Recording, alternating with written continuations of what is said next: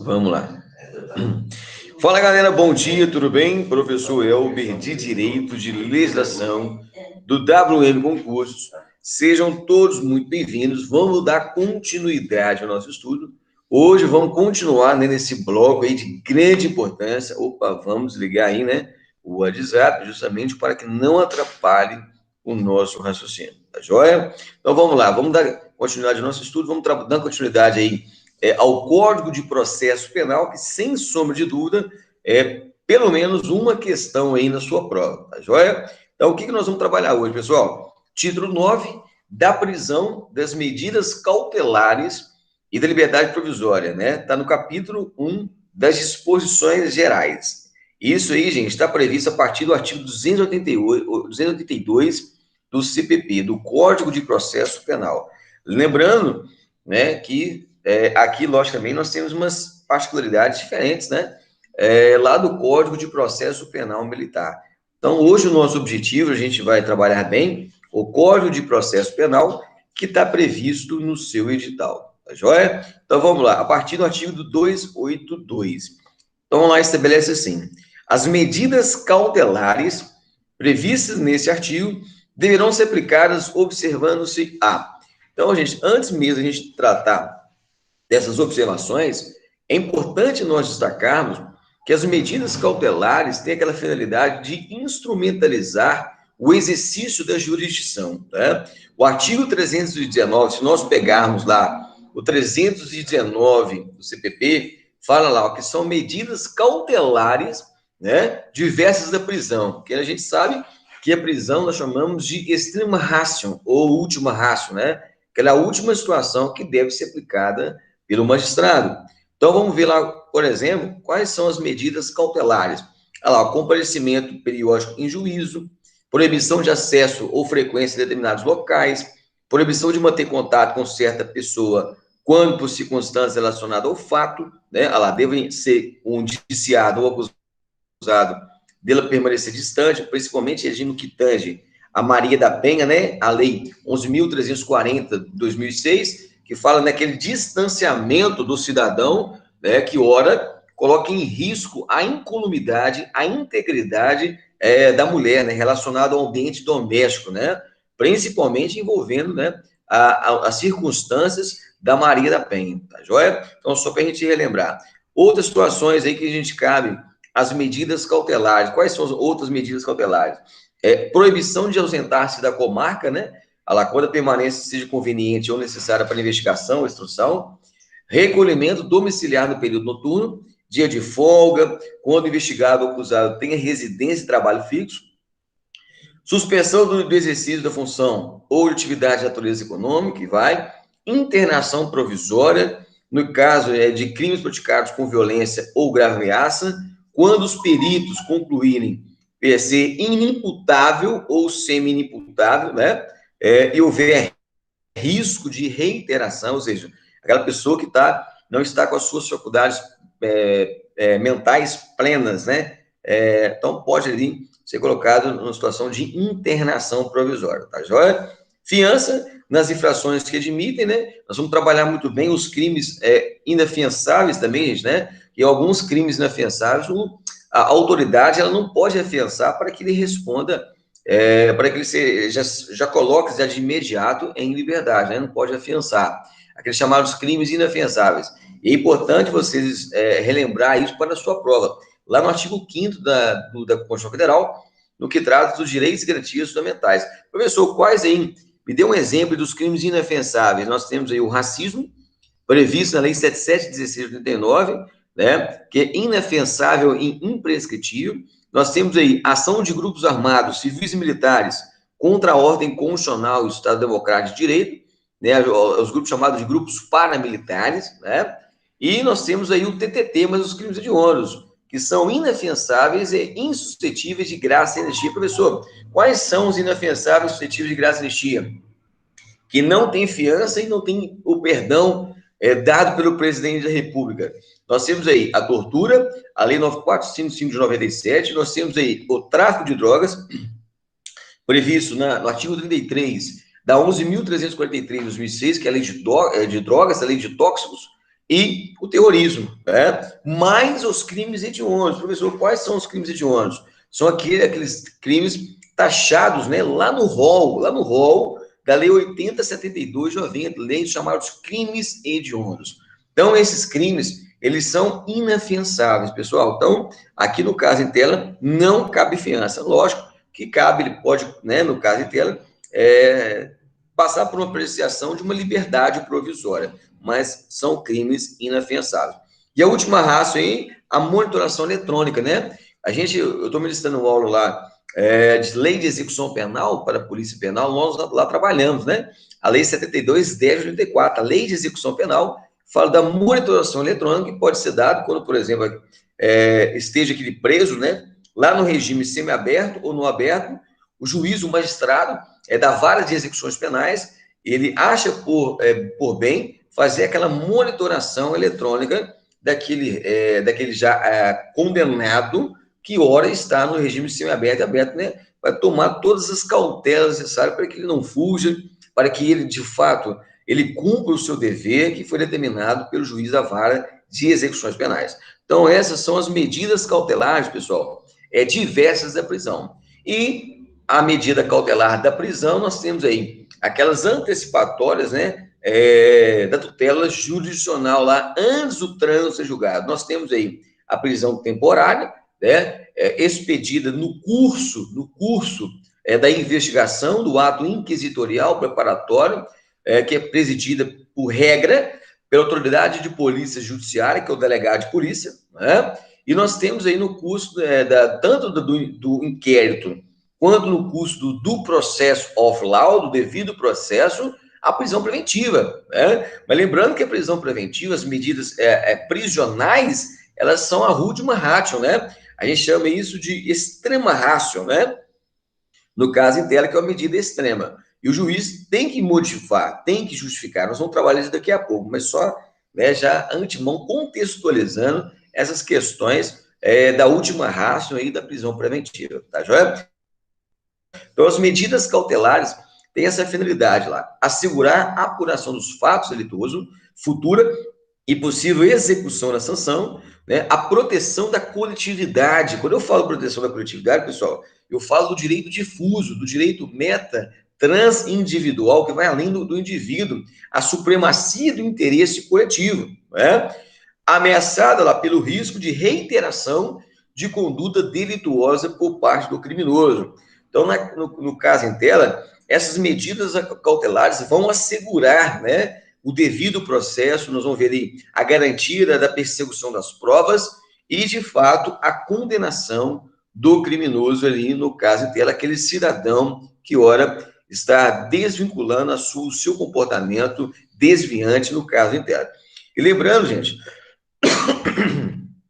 nós temos aí as cautelares, vários exemplos, né? Lá no direito civil, nós temos as cautelares, por exemplo, o arresto, o sequestro, a penhora, né? São medidas cautelares relacionadas ao patrimônio. Nós temos também, dentro do processo penal, as cautelares de natureza relativas à prova, né? Pessoal, estou chegando aí, né? Sejam todos muito bem-vindos. Estamos aí trabalhando o Código de Processo Penal. Você que está chegando agora aí, o Rony, o Luciano, sejam todos muito bem-vindos, né? Vamos dar continuidade ao nosso estudo, bacana? Então, sejam muito bem-vindos aí. Então, vamos lá. Então, nós temos aí, gente, as medidas cautelares aí, ó, relacionadas às provas. Por exemplo, a busca domiciliar e a busca pessoal. Nós vimos, né, gente, que a busca domiciliar lá, quando o juiz expediu o mandado, né, de busca e apreensão, nós, autoridades da lei, podemos adentrar com mandado de prisão ou de apreensão na casa do cidadão, ele queira ou não, que o mandado de prisão ou de apreensão, podemos adentrar, inclusive com a utilização do uso da força, para fazer cessar, né, quebrar aquele obstáculo que, ora, esteja lá atrapalhando no cumprimento das diligências, né? Aí a gente tem também a busca pessoal, que pode ser realizada tanto fora, né, extramuros, também pode ser realizada intramuros, desde que tenha o elemento lá que chamamos de fundada suspeita, né? E nós temos as medidas cautelares, nós acabamos de dizer do 319, que tem a natureza pessoal, né? Aquelas medidas que não cabem diversas à prisão, e temos também aquelas que cabem, né, à prisão, né? As medidas cautelares que cabem à prisão, que é a prisão preventiva e a prisão temporária, tá joia? Só lembrando que a prisão preventiva, ela pode ser dada pelo juiz, tanto na parte investigatória, durante o inquérito, quanto na parte do processo, né, a preventiva. E a temporária, somente no curso da investigação, né? No curso da investigação. Via de regra, a temporária são o prazo de 5 dias mais 5, né? Prorrogado mais 5. No caso aí da lei dos crimes hediondos, 30 mais 30, né? A lei dos crimes hediondos, nós temos aí a prorrogação da temporária, no caso em tela, né? Na lei 8072 de 90, nós temos a prorrogação de 30 mais 30, né? Essa temporária, nós temos essa prorrogação de 30 mais dias, olha lá no parágrafo 4º, olha lá, do artigo 2º, olha lá. A prisão temporária, né? Vamos aceitar o pessoal aqui, está chegando agora, seja bem-vindo. Edson Campos, seja bem-vindo, meu brother, vamos lá.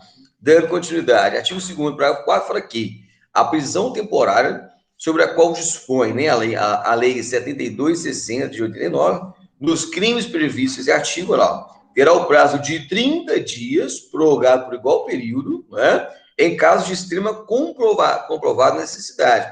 Então, no caso em tela, gente, a prisão temporária, ela é uma medida cautelar, né, de última ratio, ela tem a previsibilidade de 5 dias mais 5 na lei de prisão temporária, prorrogado mais 5, mas tratando-se de crimes hediondos da lei 8.072 de 90, a temporada passa a ser de 30 dias, prorrogado com mais 30, né? Que são aqueles crimes que requerem um cuidado especial. Eu estou falando do latrocínio, do roubo com a consumação morte, eu estou falando do homicídio qualificado, eu estou falando da extorsão mediante sequestro, eu estou falando lá do estupro, o estupro de vulnerável, onde a conjunção carnal e o ato libidinoso em desfavor daquela criança, daquela pessoa menor de 14 anos, o estupro de vulnerável.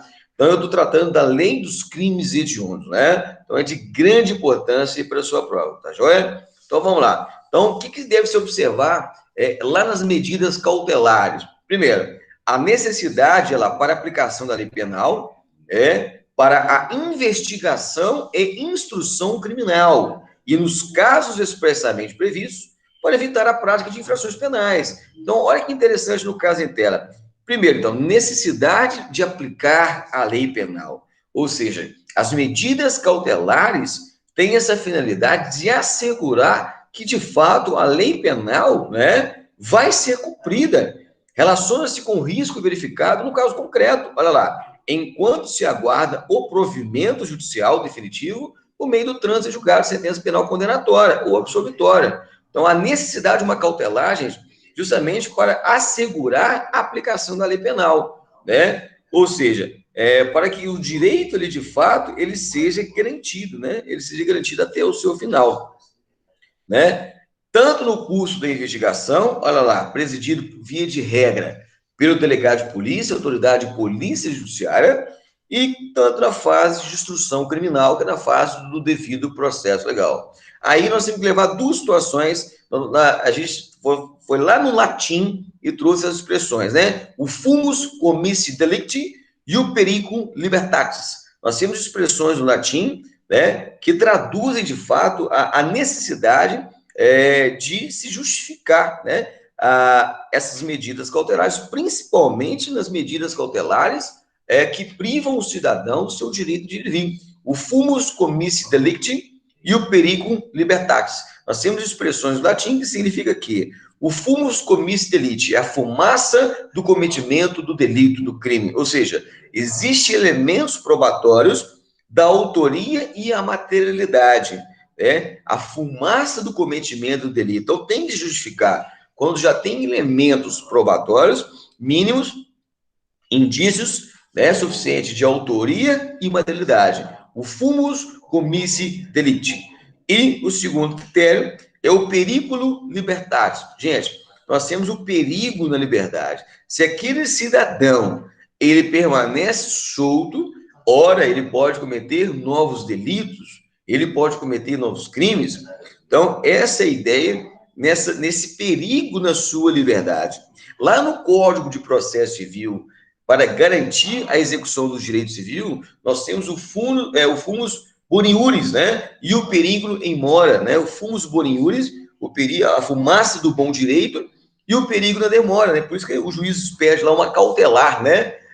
Uma liminar, por exemplo, no mandado de segurança, para assegurar, por exemplo, o direito líquido e certo, o fumus boniuris e o perigo em mora. Isso lá no Código, lá nas regras civis. Agora, aqui no direito penal, na materialidade penal, nós temos o fumus commissi delicti e o perigo libertatis, né? É uma semelhança aí, né? A fumaça do cometimento do delito e o perigo na sua liberdade. Bacana? Justamente para assegurar, olha lá, para evitar infrações penais. Professor, por que uma medida cautelar, ela se evita a prática de infrações penais?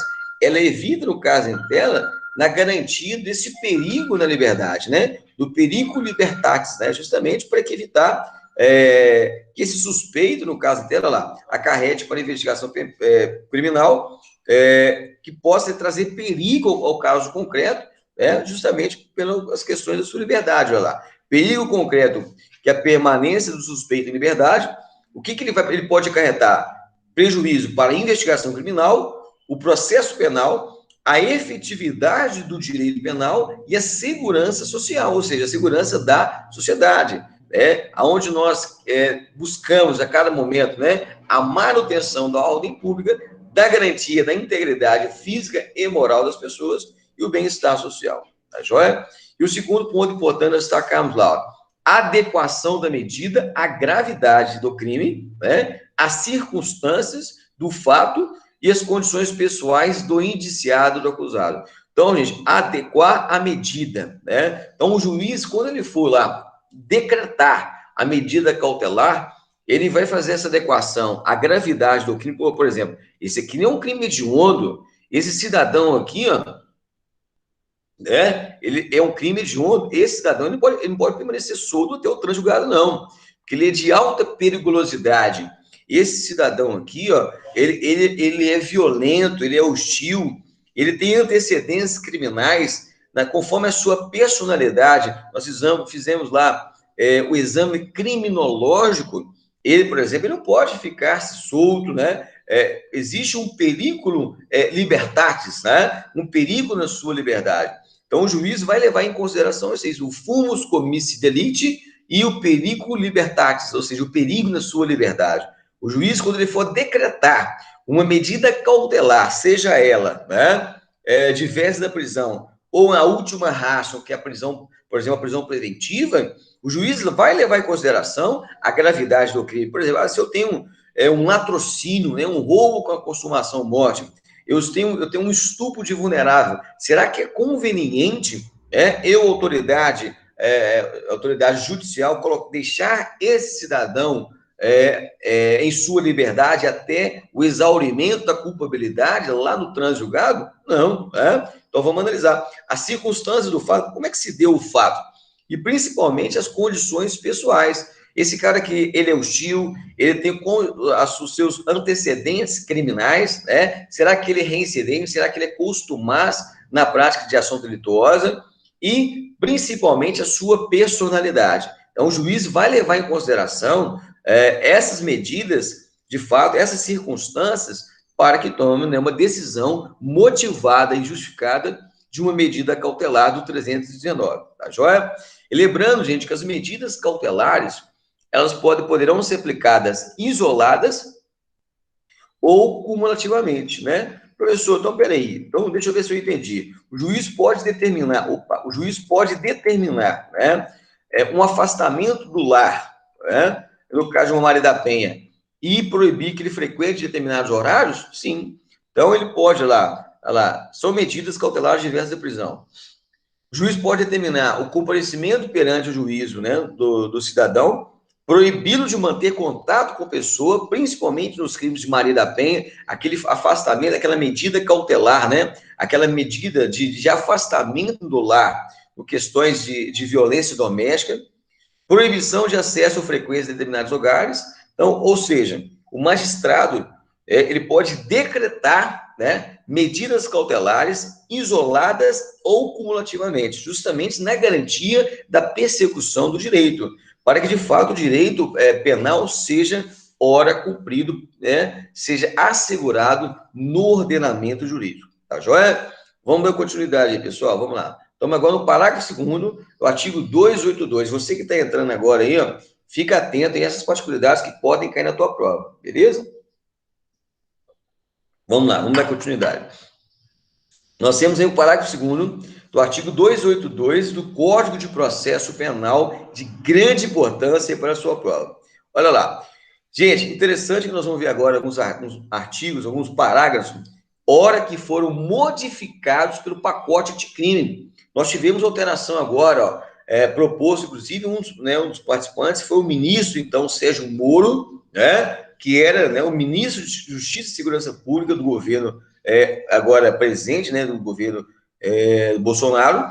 Ele instituiu, né, na verdade, ele foi um daqueles que tomaram frente, né, desse pacote anticrime, que teve alteração aí, tanto no Código Penal, né, no Código de Processo Penal e na Lei de Execução Penal. Então, de grande importância, gente, esses pontos aí que foram alterados pelo pacote anticrime. Lembrando, gente, que o sargento e o comandante nosso, ele quer saber se o sargento ele está atualizado, aquele sargento que vai ser promovido, aquele primeiro-tenente que vai a capitão, para ver se, de fato, no IAP, ele está atualizado no ordenamento jurídico, né? Aquele soldado que está ingressando para a corporação, né? Ou seja, os pontos mais novos das legislações ora vigentes. Então, você tem que saber esses pontos que foram alterados, porque, de fato, aquilo que é antigo, todo mundo sabe, né, pessoal? Mas aquilo que é novo, só você que está estudando, que tem essa habilidade, esse conhecimento para aplicar o direito mais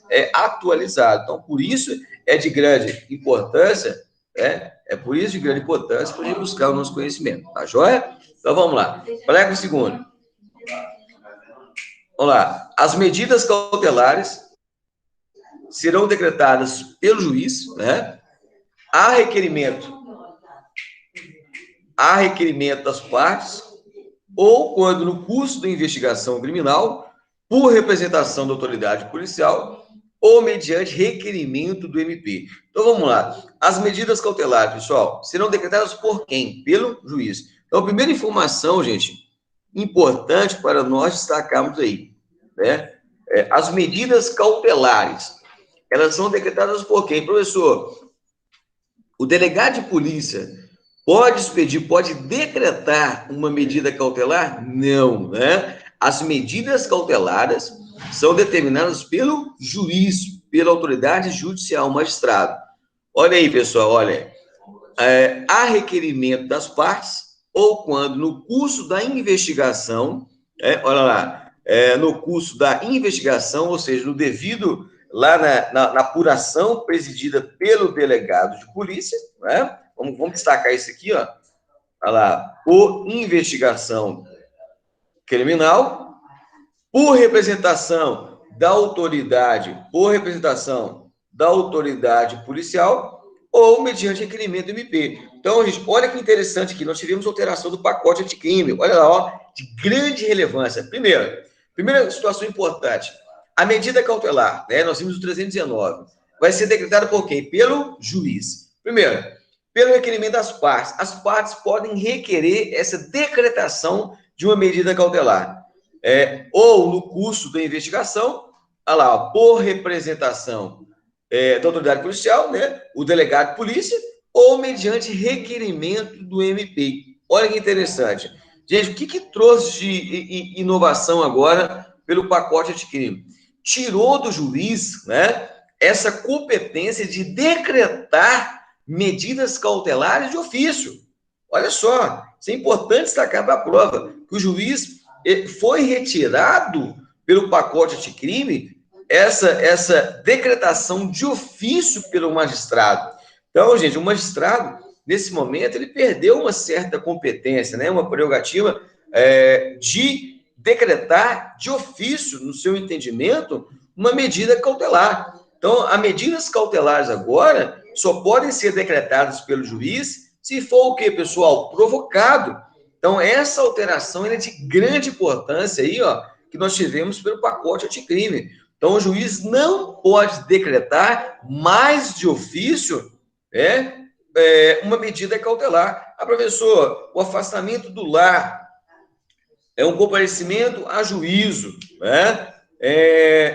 E a última ratio, não há prisão preventiva, tem que ser motivada e tem que ser provocada pelas partes, pela representação da autoridade policial ou requerimento do parquet pelo Ministério Público, né? Então, olha lá, interessante destacarmos aí, ó. Antes podia ser decretada de ofício, agora não mais, nem na investigação e nem na fase processual. Não pode mais ser decretada uma medida cautelar. A qualquer momento da persecução penal, olha lá, a decretação de medidas cautelares pelo juiz poderá ocorrer mediante provocação, né, da autoridade policial, do MP ou do ofendido. Lembrando que no caso do ofendido, há que se ter a ação penal de iniciativa privada, porque aí nós temos uma querela particular, né? Uma contenda, né? Um conflito, um litígio entre particulares. Então, aí no caso, tem que ser solicitado, requerido pelo ofendido. Bacana? Então, de grande importância destacarmos para a prova. Essas as medidas cautelares, nós tivemos alteração do pacote de crime que não pode ser decretadas pelo magistrado. Isso aí, gente, pode vir uma questão na prova, hein? Tá joia? Vamos lá, vamos ficar atentos aí. Não pode ser decretada pelo magistrado, ora em tela. Não pode de ofício decretada. Tem que ter a devida provocação das partes, requerimento do MP, do parquet e ou a representação da autoridade policial. Tá joia? Vamos caminhando então. Parágrafo 3º. Ressalvados os casos de urgência ou de perigo, de ineficácia da medida, o juiz, ao receber o pedido de uma medida cautelar, vai determinar a intimação da parte contrária. Olha aí, pessoal, ponto. Até aí, era previsto no CPP. Agora, com o pacote anticrime, nós tivemos aí essa alteração aí, ó. O que acrescentou aí no caso em tela? Então, o que fala? Vamos explicar, então, primeiro essa contextualização aí normativa. Quando no caso de urgência e de perigo da ineficácia da medida, o juiz, ao receber o pedido de uma cautelar, ele vai determinar a intimação da parte contrária. Por exemplo, lá, ó, o defensor constituído aí, ou o defensor, o advogado constituído, ou o defensor público, na ausência do advogado, ele vai ser intimado, no caso aí, ó, dessa medida cautelar, quando provocado, decretada pelo juiz. Aí, o que fica acrescentado agora do pacote anticrime? Para a manifestação no prazo de 5 dias. Então, o advogado constituído, ele vai ter 5 dias para manifestar. Lembrando que no caso em tela, gente, no prazo de 5 dias. Aqui não é 5 dias úteis. Quando a lei não coloca úteis, subentende que são 5 dias corridos, tá joia? Então é importante sacar para a sua prova. Para se manifestar no prazo de 5 dias. E outra coisa que foi acrescentado aí, ó. O juiz, no caso em tela, ao decretar uma cautelar, ele tem que justificar e fundamentar, até mesmo no caso de urgência e de perigo. Olha aí, ó, de grande importância para a sua prova. Essa introdução aqui também foi pelo pacote de crime, olha lá.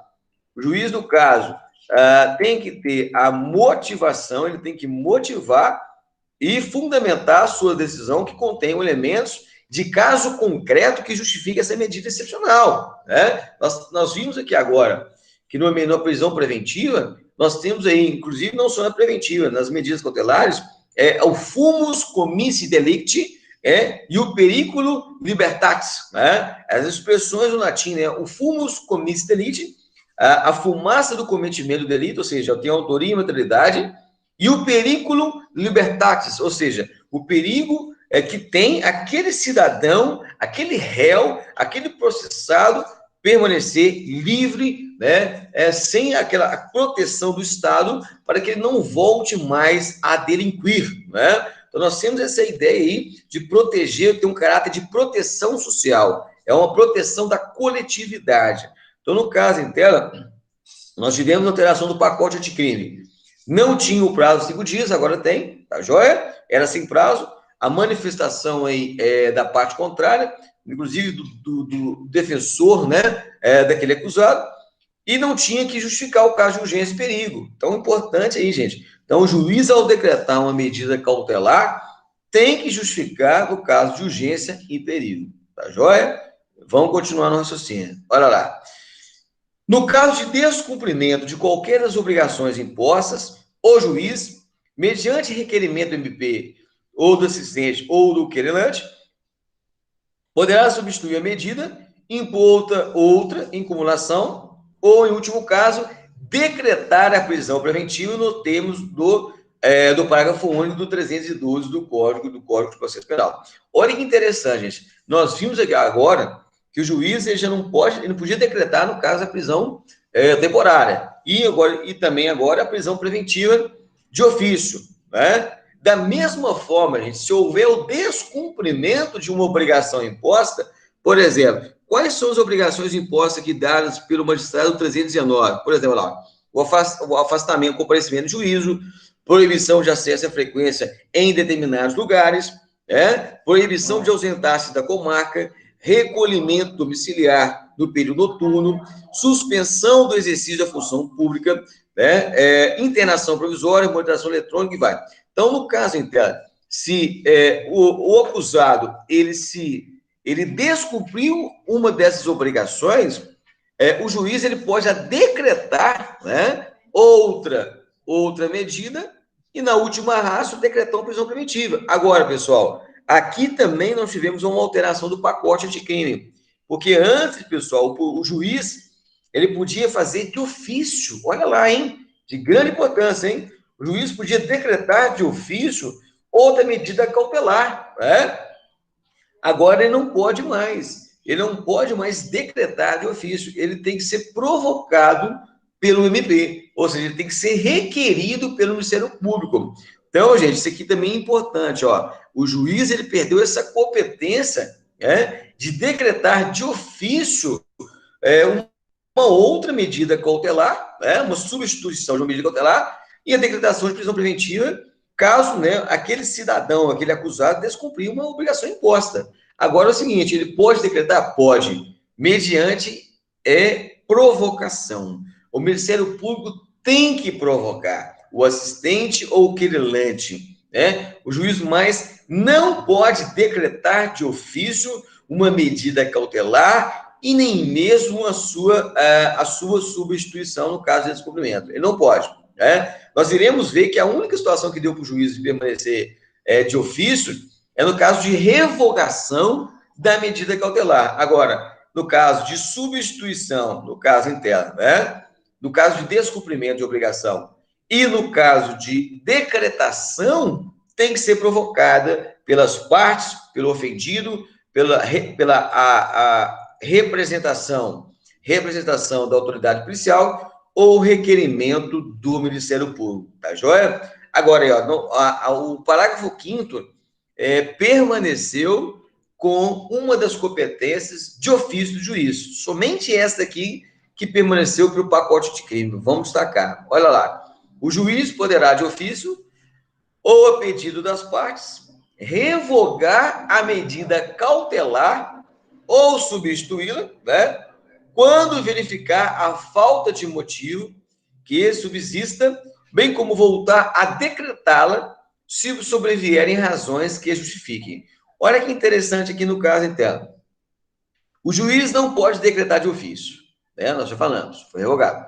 O juiz não pode substituí-la no caso de descumprimento de uma medida cautelar, não pode, tem que ser provocado. Agora, o juiz pode, de ofício, ou a pedido das partes, inclusive esse pedido das partes foi acrescentado para o pacote de crime, revogar a medida cautelar ou substituí-la na falta de motivo. Então, se não tem motivo para permanecer com aquela com aquela medida cautelar, aí sim, o juiz ele pode revogar ou substituir de ofício, tá joia? Quando cessarem aquela falta de motivos. Agora, quando voltar a decretá-la, se sobrevierem razões que justifiquem. Olha que interessante. Aqui, inclusive, a doutrina, né? A doutrina critica esses pontos de alteração do pacote de crime. Ora, bolas, né? Se eu tenho a proibição de decretar do juiz de ofício e da substituição no caso de descumprimento, por que o juiz, no caso em tela, ele pode decretá-la, voltar a decretá-la no caso de uma situação anterior, né? Ela voltar a decretá-la sem houver razões que justifiquem, né? Então, se o juiz, se no caso em tela, tiver revogado, né, de ofício, o juiz pode voltar a decretar uma medida cautelar sem provocação? Pode. Então, inclusive, isso é uma crítica, né? Inclusive, do nosso professor, o Renato Brasileiro, né? Uns processualistas do Brasil que falam sobre isso, né?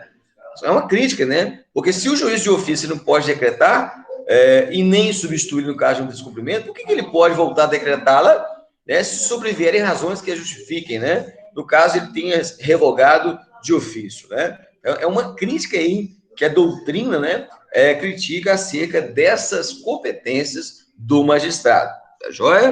No caso em tela. Então, gente, importante destacar isso para a sua prova.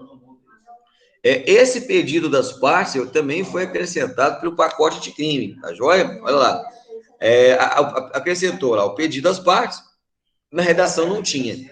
Embora o juiz, olha o raciocínio que nós fizemos, né? Embora o juiz não se defira, né, a possibilidade de decretar medidas cautelares de ofício, tá vendo? Na fase investigatória, o mesmo não pode ser dito quanto à possibilidade de revogação ou substituição. Então, no caso aí, o juiz ele não pode decretar medida cautelar de ofício, né, na fase investigatória, o mesmo também não pode ser dito quanto à possibilidade de revogação ou substituição. Então, no caso, ele pode revogar ou substituí-la, né, quando cessarem os motivos das medidas cautelares. Aí, no caso de ofício, ele pode determinar. Tá joia? Vamos lá. Parágrafo 6º. A prisão preventiva somente será determinada quando não for cabível a sua substituição por outra medida cautelar, observado o artigo 319. Acabamos de destacar, né, gente, né? Então, a regra que o juiz vai decretar as medidas cautelares do 319. Olha lá, comparecimento em periódico de juízo, proibição de manter contato com certa pessoa, proibição de ausentar-se da comarca, recolhimento domiciliar no período noturno e dias de folga, suspensão do exercício da função pública, internação provisória, fiança nos casos, né, nas infrações que admitem, moderação eletrônica. Então, são essas medidas diversas da prisão. Essa é a regra de uma medida cautelar. Agora, professor, pode decretar uma prisão preventiva, né, como medida cautelar? Pode. Olha lá, o que fala ali, ó? Inclusive pela introdução do pacote de crime. Olha lá, pessoal. Deve ser justificado de forma fundamentada nos elementos presentes no caso concreto, de forma individualizada. Então, o juiz, a autoridade judicial, tem que motivar a prisão preventiva. Professor, o que ele vai motivar? O fumus comissi delicti e o periculo libertatis. Essas expressões no latim traduzem a justificativa de o juiz determinar a prisão preventiva. O fumus comissi delicti e o periculus libertatis, ou seja, o fumus comissi delicti, a fumaça do cometimento do delito, ou seja, eu tenho ali prova de existência do crime e autoria, né? Autoria criminosa. Então, é a fumaça do cometimento do delito. Aquele autor, aquele acusado, ele não pode permanecer solto, porque ali, ó, existe a fumaça do cometimento do delito. E ainda, o periculo libertatis, que se esse cidadão, ele permanecer solto, ele pode lá colocar perigo concreto, à investigação, ao processo penal, à efetividade do direito penal e à segurança social. Então, esse cidadão, ele precisa ser recolhido, provisoriamente ao cárcere, porque se ele permanecer em liberdade, pode trazer perigo libertatis, ou seja, ele pode contaminar, ele pode prejudicar, né, a investigação pela autoridade competente, o devido processo e a efetivação do direito penal e a segurança social. Então, é importante destacar que a prisão preventiva e a temporária também, no caso interno, são a última ratio, são a extrema ratio, né? Ou seja, cercear o direito de ir do cidadão quanto as outras medidas cautelares, elas não forem suficientes, né, para garantir do direito, para garantir da persecução, inclusive, social, né, a persecução criminal ali na garantia da produção de provas do devido processo, né. Então, é importante nós destacarmos isso para a prova, né. Também nós tivemos a alteração do pacote de crime, ó. Antes não tinha, né, lá, não tinha essa situação justificada, tinha que ser justificado, né? Não estava presente no texto da lei, no caso interno, tá vendo? Não tinha essa parte aqui, né? Justificado de forma fundamentada nos elementos presentes no caso concreto, de forma individualizada. Então, esses termos que está grifado aqui em vermelho, eles não tinham no pacote, antes do pacote de crime, então eles foram introduzidos também pelo pacote de crime, tá joia? Isso é importante destacar essa mudança do contexto legal. Beleza, pessoal? Tranquilo, hein? Trabalhamos, então, alguns pontos aí dessas observações para que seja realizada o cumprimento de uma medida cautelar. 283, Código de Processo Penal. Olha lá, pessoal. Vamos relembrar aqui uma particularidade? Artigo 5º, direitos e garantias fundamentais. Vamos colocar aqui, pessoal, vamos aqui relembrar, né? Lá no artigo 5º, que ninguém pode ser preso, exceto em flagrante delito, ordem escrita e fundamentada de autoridade judiciária, transgressão militar e crime propriamente militar.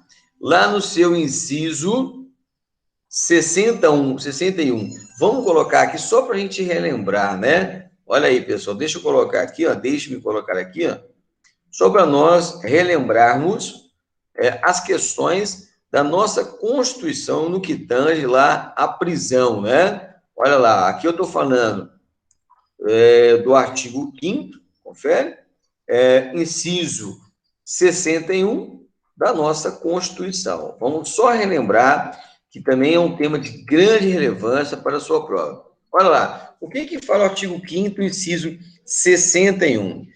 Ninguém será preso, senão em flagrante ou por ordem escrita e fundamentada de autoridade judiciária competente, né?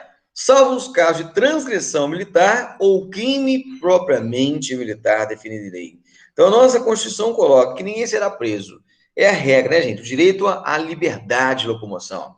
O direito garantido lá na primeira geração ou dimensão dos direitos humanos, né? Essa garantia, né, da primeira dimensão dos direitos humanos, que é o direito à liberdade, né? A liberdade de viver, a liberdade de propriedade, a liberdade religiosa. Nós temos essa consagração da primeira geração ou dimensão dos direitos humanos, delimitado lá por Paulo Bonavides, Flávio Piovesan, Valério Maggioli, que os doutrinadores e do direito humanos, né, brasileiros, né, os doutrinadores no que tange aos direitos humanos brasileiros. Então, na doutrina brasileira, né? Então, a regra é essa, é a liberdade. Agora, professor, em 4 casos, então, eu posso prender. Lá na Constituição fala que é flagrante delito, nós vamos ver, né, a partir do 302, ordem escrita do juiz, autoridade judiciária, transgressão militar e crime propriamente militar. A transgressão, a gente sabe que no nosso Código de Ética, a Lei 14.310 aboliu, né, ouviu essa abolição, conduta, né, essa pena de prisão por transgressão disciplinar, o nosso Código de Ética aboliu, o decreto 667-69, pelo pacote de crime, né, também alterou, no seu artigo 18, também retirando prisão do caso de transgressão disciplinar para todas as polícias e corpos de bombeiros dos estados e do Distrito Federal, o decreto 667-69, e o crime propriamente militar, né, aqueles crimes cuja conduta está praticada por militares, cuja conduta está moldado no Código, somente no Código Penal Militar. Quando eu falo somente praticados por militares, lembrando que no âmbito do Estado, da União, nós temos essa diferença lá no artigo 125, parágrafo 4º e 5º da nossa Constituição, tá joia? Então, isso é o que prevê a nossa Constituição. O que prevê o 283, então, olha lá? É uma redação que foi modificada também pelo pacote anticrime. Ninguém poderá ser preso, senão é em flagrante delito. Vamos trabalhar agora, daqui a pouco, né? O que é o flagrante? É o flagrante, né? Do 302 do CPP ou 244 do Código de Processo Penal Militar. É o flagrante delito, né? Ou por ordem escrita e fundamentada de autoridade judiciária, ou seja, ordem do juiz, né, competente, em decorrência também, que cabe aí, ó, em decorrência de prisão cautelar, que nós temos aí a preventiva e a temporária, tá joia? Ou em virtude de condenação criminal transitar julgado. Então, no caso aí, ó, ele vai ser recolhido, né, ao cárcere para o cumprimento da sua pena, que ora foi combinada pela autoridade judiciária, né, após o trânsito julgado. Então, nós temos aí 4 situações que aquele cidadão ele vai ser recolhido, né, da sua liberdade. Flagrante, ordem escrita e fundamentada de autoridade judiciária, ou seja, o juiz que vai determinar um mandado de prisão, em decorrência de uma prisão cautelar, ou seja, para assegurar o direito, para assegurar a investigação, o processo, para assegurar a segurança social e em virtude de condenação transitada em julgado. Então, essas quatro particularidades que cabe ali essa prisão por parte, no caso, daquele cidadão. Tá joia? O que trouxe de alteração do pacote de crime, na verdade, houve uma mudança textual, né? No invés de colocar lá prisão temporária ou preventiva, colocou lá prisão cautelar, né? Então, nós tivemos só essa alteração aí, no caso em tela, somente mais questões de nomenclatura, né? Para facilitar, né, o conceito, né? Vamos lá. Prisão poderá ser efetuada em qualquer dia ou qualquer hora, respeitadas as restrições da inviolabilidade do domicílio. Gente, aqui é importante nós destacarmos também que sabemos que no caso de prisão em flagrante pode ser qualquer hora do dia ou da noite. Agora, se eu tenho uma prisão, por meio de um mandado, né, da autoridade, nós temos agora uma alteração pela nova lei de abuso de autoridade, a lei 13.869, né, lá no seu artigo 23, 22, na verdade, né, o artigo 22, que não pode cumprir, né, mandado de busca e apreensão domiciliar, né, mandado de busca e apreensão domiciliar, após as 21 horas. Olha lá, ó, mandado de busca e apreensão domiciliar, né? No caso em tela, lá, de 21 às 5 horas da manhã. Lá no cabo de falar, invadir ou adentrar clandestina ou astuciosamente, ou a revelia da vontade do ocupante, imóvel alheio em suas dependências, ou nela permanecer nas mesmas condições, sem determinação judicial ou fora das condições estabelecidas em lei. Ah lá, incorre na mesma pena quem, na forma prevista no cabo legislativo, quem cumpre mandado de busca e apreensão domiciliar, né, lá, após as 21 e as 5 horas da manhã. Nós temos aí o critério psicossocial, né, aquele período de descanso do cidadão, né, né? Então, no caso aí, o cumprimento de mandado de busca e apreensão não pode ser realizado, né, no caso em tela, das 21 às 5 horas da manhã. Isso aí foi a introdução da lei, vamos colocar aqui, hein? Vamos destacar isso aqui para a prova, só relembrar, hein? Olha lá, da lei 13, né, 869 de 2019. Nós tivemos aí a nova lei de abuso de autoridade. Vamos colocar aqui, ó, nova lei de abuso de autoridade. Então, gente, só lembrando que aquela lei antiga, 4898, ela foi revogada, tá? Se você está estudando essa lei antiga, pode parar. A lei nova é a lei 13.869 de 2019, né? Que revogou, né, a lei 4898/65. Então, nós temos aí, ó, a nova lei de abuso de autoridade proíbe, no caso em tela, ó, cumprir mandado de busca e apreensão domiciliar após 21 e 5 horas da manhã, né? Nós temos o critério aí, ó, psicossocial, né? Ou psicossociológico, né? Traz aquele caráter de restrição para o cumprimento de mandado de busca e apreensão das 21 e 5 horas da manhã. Era aquela ideia, né? Físico-astronômico, né? Da aurora ao pôr do sol. Nós tínhamos aquela ideia. A doutrina entendia que era ao nascer ou ao pôr do sol. Agora, nós temos a alteração do pacote aí, da Lei 13.869, que fala o critério psicossocial, que proíbe a prisão nessa entrada por meio de ordem judicial entre as 21 e 5 horas da manhã. Então, é importante nós destacarmos isso aí. Agora, lembrando que a prisão em flagrante, gente, independe do horário do dia e do local. Pode adentrar sem mesmo, sem autorização e independentemente do horário. Porque nós estamos aí no flagrante, né? Nós estamos aí do 302, né? Do ato do cometimento do ato criminoso. Então, não há que se falar em o cumprimento de certo horário. E sim, qualquer horário que esteja no flagrante, né? No caso interno. Tá joia? Vamos lá para o 284 aí do CPP. Pessoal, tranquilo até aí? Alguém tem alguma dúvida? Quer fazer alguma pergunta? Tá legal o raciocínio aí até agora? Estamos tranquilos no entendimento? Sem estresse? Me dê um feedback, por gentileza, para a gente convalidar o conhecimento aí que a gente está passando. A gente está trocando essa experiência, a gente está trocando esse conhecimento e para buscarmos melhor nos capacitarmos aí para a prova, tá joia? Qualquer dúvida aí, estamos à disposição para esclarecer qualquer celeuma aí durante a aula aí. Vamos lá. Então, vamos lá, do artigo 284. Não será permitido o emprego da força, salvo a indispensável no caso de resistência ou tentativa de fuga do preso. Olha que interessante, se nós olharmos, né, o manual de intervenção policial, o MPP-01, né, que foi atualizado agora em 2020, fala que a regra, né, devemos realizar o que? A verbalização, a presença da autoridade, né, fardado ostensivo de manutenção da ordem, ao emprego mínimo da força, né? A gente fala no caráter de assistência, orientação e prevenção.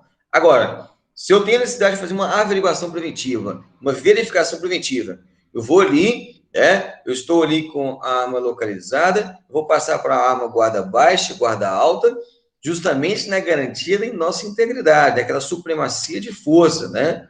E, no caso, se o cidadão ele for um resistente passivo ou ativo, há que se fazer o uso diferenciado da força para quebrar aquela resistência daquele cidadão que, ora, esteja descumprindo uma ordem do Estado, uma ordem estatal emanada pela autoridade competente, né? Então, quebrar a resistência lá, nós podemos utilizar, né, os instrumentos de menor potencial ofensivo, o uso dissuasivo da arma de fogo, o cão, né, os nossos cães policiais hoje têm equiparação a instrumentos de menor potencial ofensivo, técnicos de mobilização de condução, para quebrar a resistência daquele cidadão, no caso em tela, né?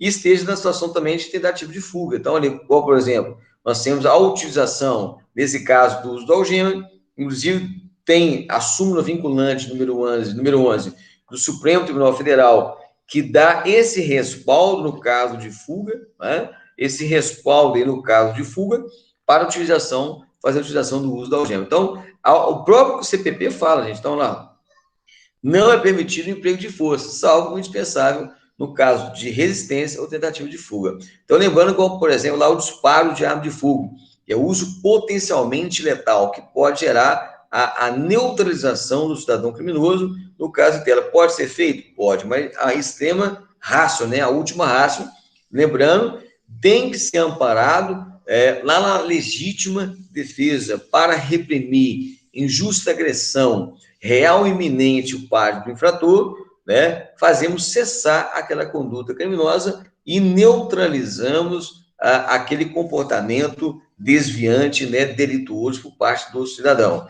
Então, no caso em tela, pode ser realizado o ordenamento jurídico prescreve na última ratio, na garantia da vida, na preservação da ordem pública. Então, essa é a justificativa legal para com o emprego do uso do emprego da força. Tá joia? Beleza, artigo 285, né? Nós temos aí, a autoridade que ordenar a prisão fará expedir o mandado, né, o seu respectivo mandado, né? Fará expedir o respectivo mandado. Então, gente, toda vez aí que no caso da tela formos cumprir o mandado de apreensão ou mandado de prisão, né?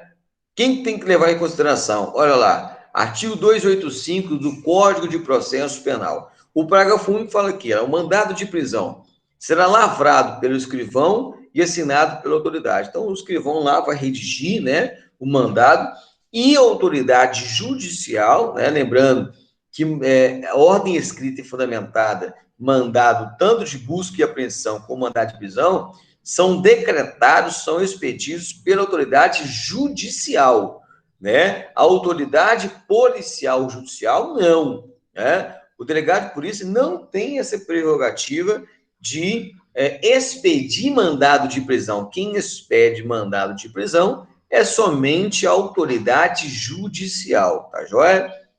B, designará a pessoa que tiver de ser presa pelo seu nome, alcunha ou sinais característicos. Então, assinando um mandado de prisão, vai estar as características, né, o nome da pessoa, né, as informações necessárias para identificar aquela pessoa que vai passar por aquela prisão. Lá no mandado também tem que estar o quê? A infração que motivar a prisão. Vai colocar lá, ó, esse cidadão, ele está sendo preso pelo cometimento de um homicídio qualificado com motivo fútil, torpe, com emprego de asfixia, envenenamento, decapitação, ou seja, fogo com utilização da arma de fogo. Então, vai ser colocada a infração que vai motivar a prisão. Também vai ser colocado o valor da fiança arbitrada, quando afiançável a fiança. Então, lembrando, gente, que no caso em tela, são crimes, aí vai colocar o valor da fiança se tiver crimes afiançáveis. Professor, e no caso que não tiver crimes afiançáveis? Aí não tem, né? Nós falamos há pouco os crimes inafiançáveis que nós temos aí. Por exemplo, o racismo, né? São crimes inafiançáveis e imprescritíveis. Nós temos aí ação de grupos armados, civis e militares, contra a ordem constitucional e o Estado de Direito, são crimes inafiançáveis. E nós temos também o TTT, mas os crimes hediondos. Professor, o que é o TTT? É a tortura, é o tráfico, é o terrorismo, mais os crimes hediondos. Lei 8.072/90. Esses crimes, né, são inafiançáveis e insuscetíveis de graça e anistia. Então, não cabe fiança, né? Isso aí, professor, aonde está previsto esses crimes? Está previsto o rol do artigo 5º dos direitos individuais coletivos da nossa Constituição. Os crimes inafiançáveis. Racismo é inafiançável e prescritível. Ação de grupos armados, civis e militares contra a ordem constitucional, o Estado de Direito, também inafiançável e prescritível. E nós temos o TTT. Professor, o que é o TTT? É a tortura, a Lei 94.557, que prescreve uma legislação infraconstitucional. Nós temos aí o tráfico de drogas, artigo 33 da 11.343 de 2006, que é a lei de tóxicos, lei de entorpecentes. E nós temos aí o terrorismo, né, mais a lei dos crimes hediondos, né, a lei 8.072/90. Então, são crimes hediondos, são inafiançáveis e insuscetíveis de graça e anistia. Tá joia? Então, crimes inafiançáveis, então não cabe fiança. Será dirigido a quem tiver qualidade para dar-lhe execução, né? Então, a autoridade aí, policial vai executar aquela ordem determinada pela autoridade judicial. Tá joia? Importante destacarmos aí para a prova. Vamos lá. 286.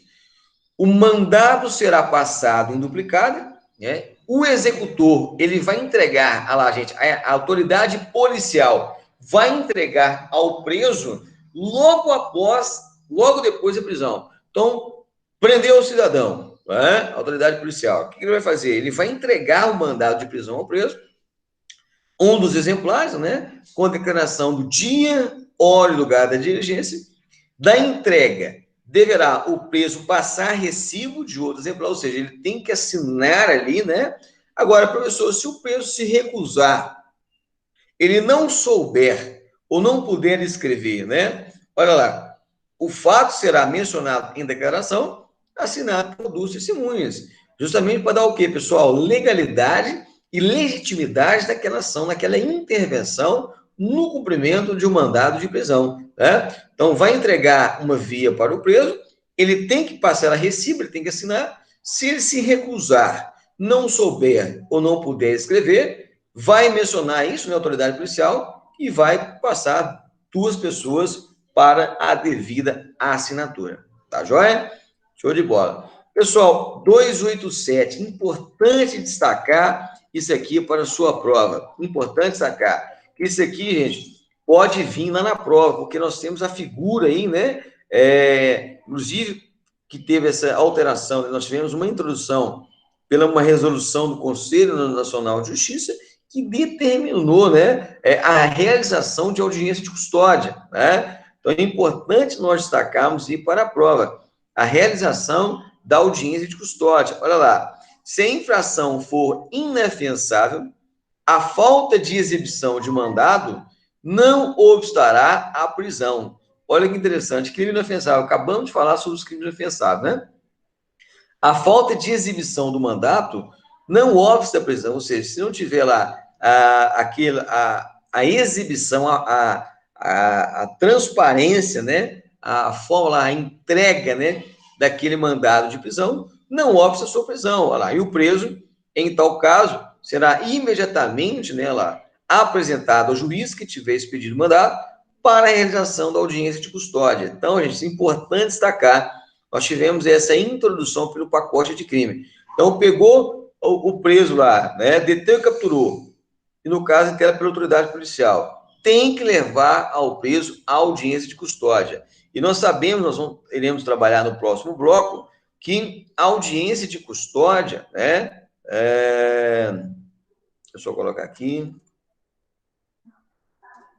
a audiência de custódia, no caso em tela, tem que ser levada ao preso, né, o preso tem que ser levado à audiência de custódia em até 24 horas, né? Nós iremos ver isso aí, né? Tem que ser levado à audiência de custódia em até 24 horas. Importante destacar no caso interno. Nós iremos ver no próximo bloco, se não levar o preso à audiência de custódia em até 24 horas, a autoridade, ela pode responder, né?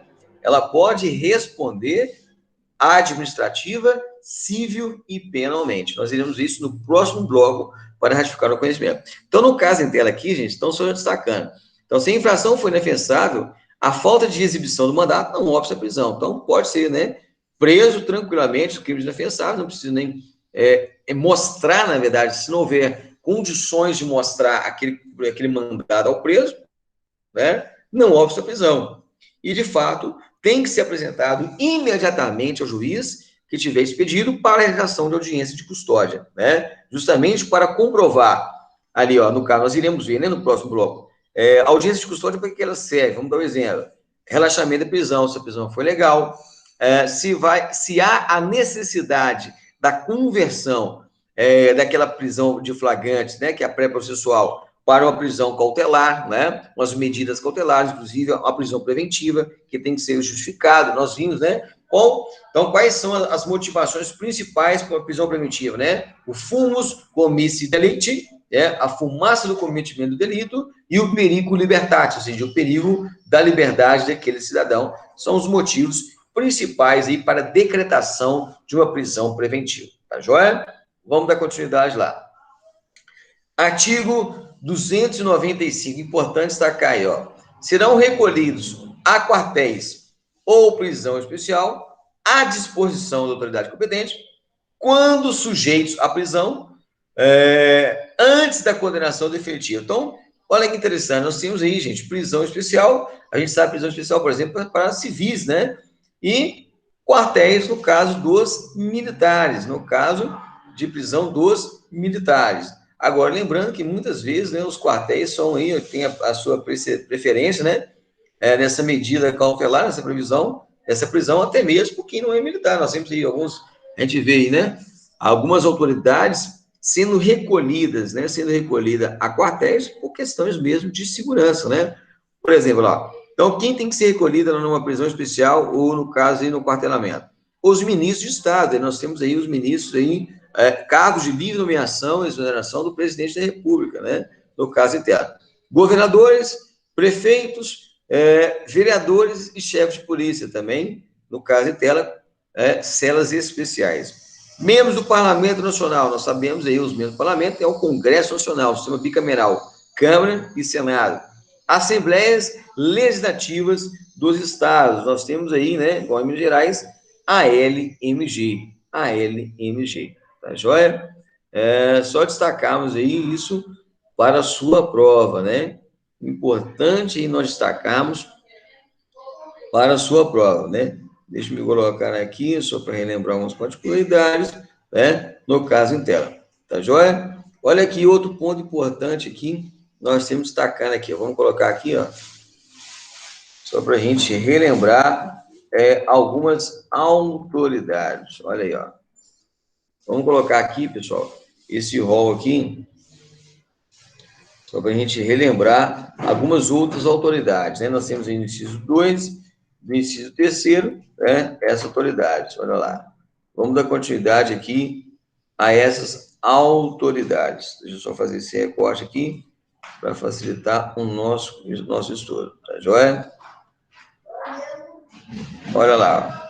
Nós temos aí, quem também vai ser recolhido, né? Aqui no caso, os quartéis, né? Lá.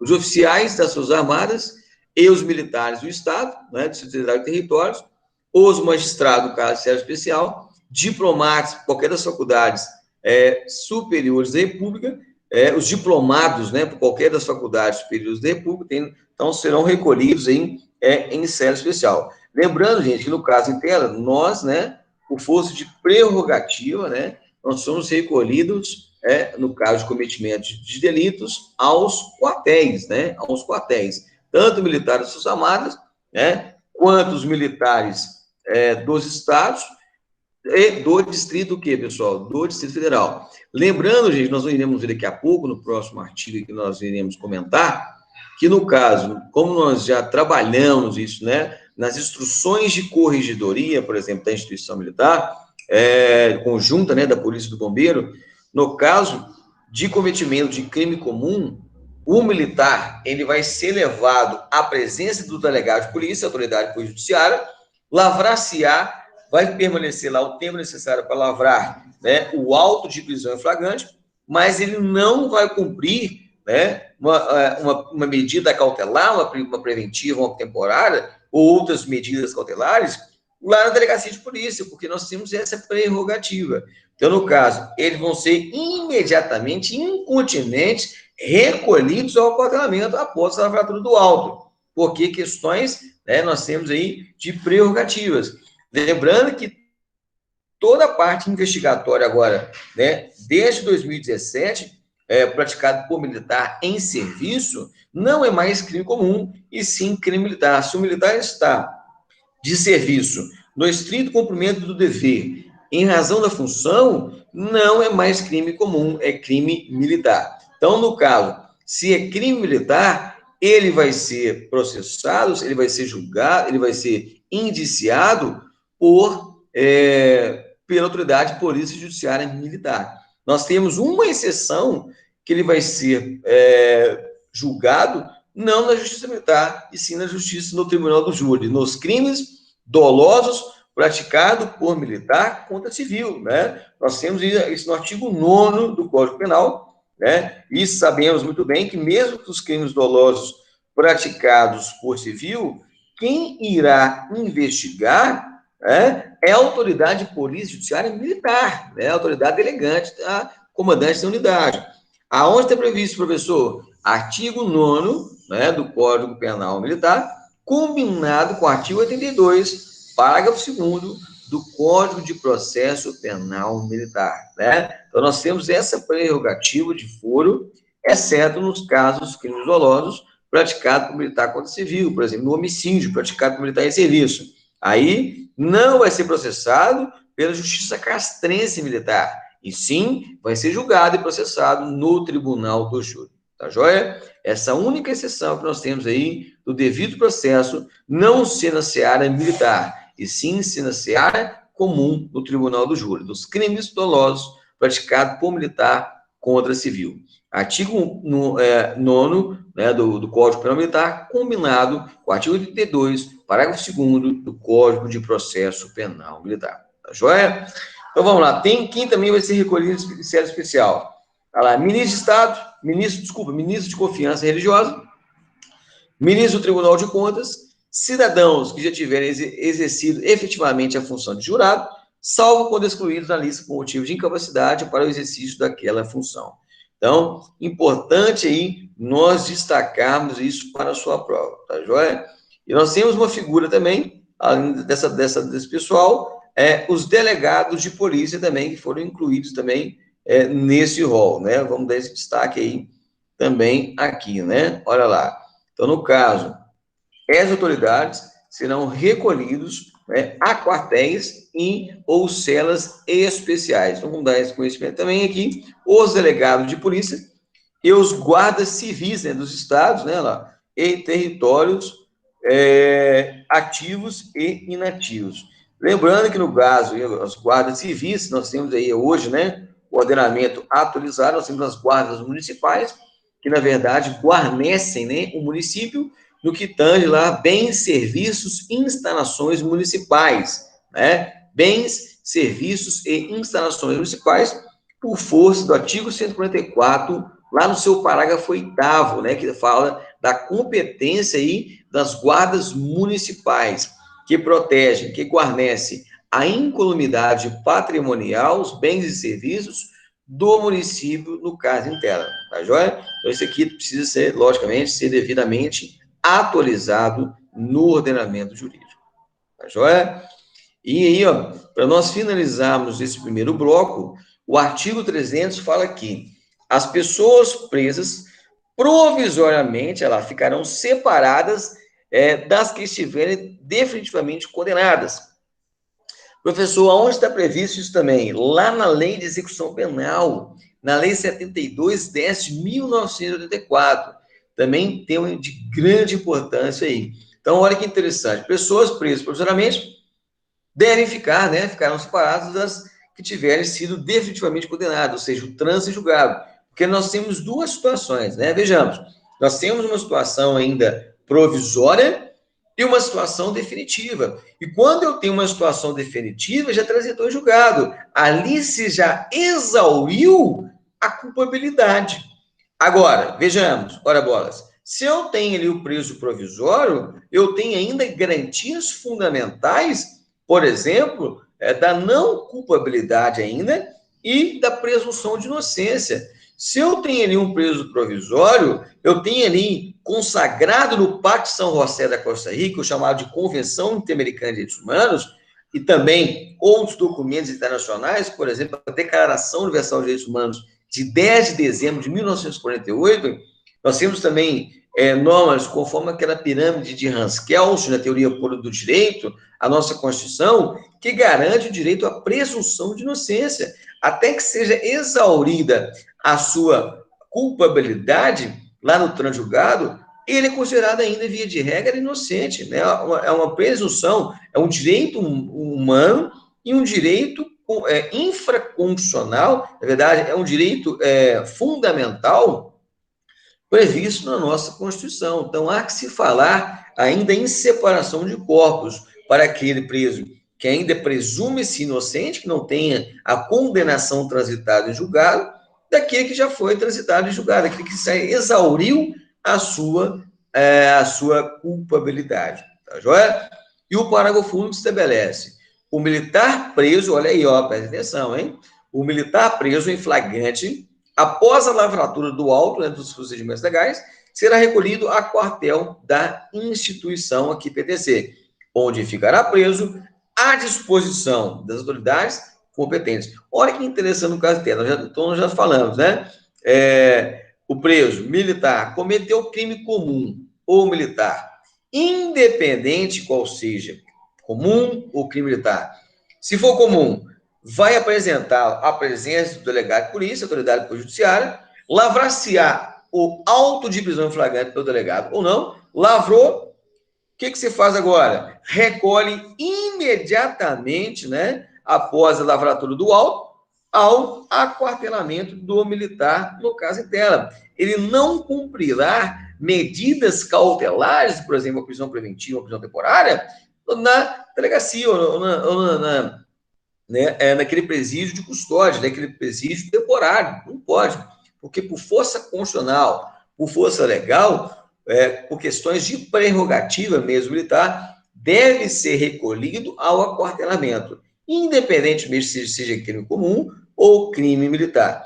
E ele vai ficar lá naquele local o tempo necessário somente para a lavratura do auto. Depois tem que ser recolhido imediatamente à presença da autoridade do aquartelamento a qual ele pertence. Bacana? Pessoal, então aí nós trabalhamos a primeira parte, o primeiro bloco aí dessa aula de hoje, né? Código de Processo Penal. Nós trabalhamos do artigo 282, das medidas cautelares, né? Os elementos, né? Os pontos importantes das medidas cautelares, para o cumprimento da medida cautelar, até o artigo 300 aí do Código de Processo Penal, né? Importante destacar que nós trabalhamos nesse primeiro bloco as alterações impostas aí pelo pacote anticrime, né? De grande importância aí para a sua prova. É necessário que os senhores façam a leitura desse material pelo menos 30 vezes ao dia, e, logicamente, né, façam a bateria de exercícios para potencializar os estudos e maximizarem os seus resultados, principalmente nesses pontos que nós tivemos alteração pelo pacote de crime da Lei 13.964 de 2019, que alterou o Código de Processo Penal, o Código Penal, Lei de Execução Penais e demais outros documentos jurídicos normativos. Bacana? Gente, vamos finalizar esse bloco e a gente volta no bloco seguinte, dando continuidade ao nosso estudo. Tá joia? Muito obrigado aí. Um grande abraço e até daqui a pouco.